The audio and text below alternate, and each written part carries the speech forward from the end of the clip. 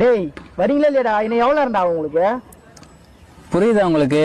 வரும்போது கொடுங்க பிரதர், வரும்போது 4 லாலிபாப் சாக்லேட் வாங்கிட்டு வாங்க, ஓகேவா?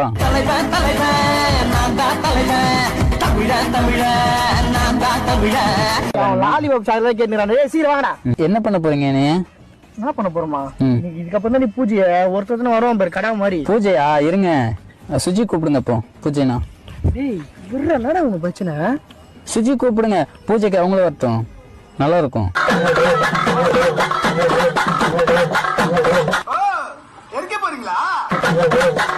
அஞ்சு பேர் தௌலத்தா கை முறிக்கிறாரு.